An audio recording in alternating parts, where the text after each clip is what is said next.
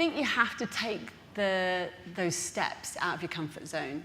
And that could be in a role, it could be in a project, it could be a complete business change. I think it's that statement, feel the fear and do it anyway. I think that really applies in a successful career. And even if you take that leap and it isn't what you wanted it to be, it's better to have tried and not found something and learned from that experience, like mine with Air France, because you still gain from something by doing something different than not doing it at all and just staying put and just kind of managing with that. So I think that would be it. Hugh, do you have anything to add on to that one? I completely agree. Obviously, my comment and experience in sales attests to that as well. And I see it in so many people that I work with or have worked with, that they're not willing to take that risk or take that step. And that's fine, you don't have to. But there's a realization that you are limiting your sphere of influence or your potential by doing that.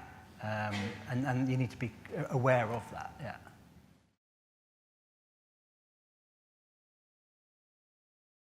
Go back to what Ian said about being memorable. I suppose your personal brand kind of comes into all of that, doesn't it? So I think, yeah, if you do want to make an impression and be memorable, and also I think it is important to know what you believe in and stick by that. So I think it really is important to have a personal brand. One for being noticeable and memorable and being like, oh yeah, I remember her because she really stood up for that and that's what she believed in. And obviously it gives you credibility in business as well, doesn't it?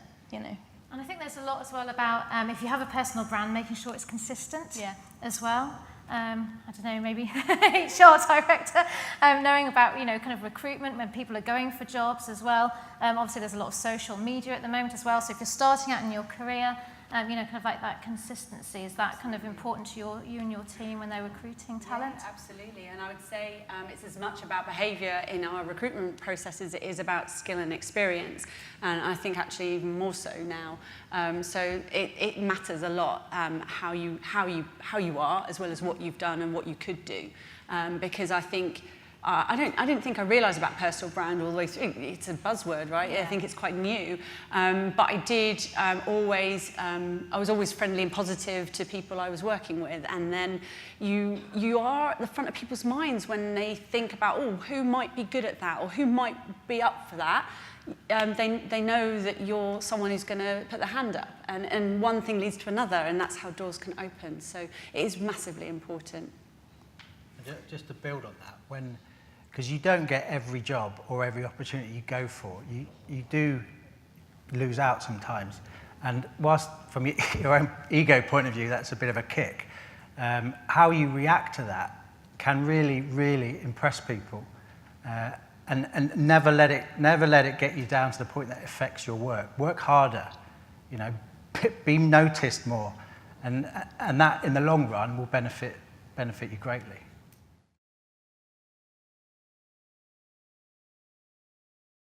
Yeah, well, for me, I mentioned it earlier, it was the realisation that nothing falls into your lap. I mean, it might do, but you're very lucky and fortunate if it does.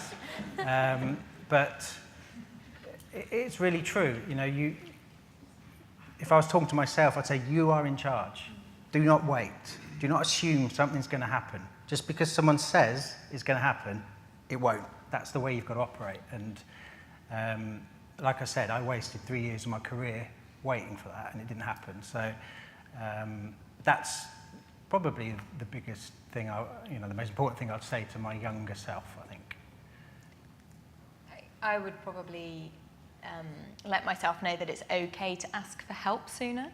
I think when you're just starting out, especially when you're on a grad scheme and you really feel like you do have something to prove, like you've been chosen out of however many people, and you just think, yeah, I'm here, I should totally be able to do this. But, I would really hold myself in sometimes trying to figure something out because I felt like I should be able to, when really I should have just put my hand up and said, can I have 5 minutes on this? And it's like Hugh said, you find the experts around you, and you learn from them and you engage with them. So yeah, I wish I would have just told myself that was okay sooner, to just go and ask for some help. Yeah.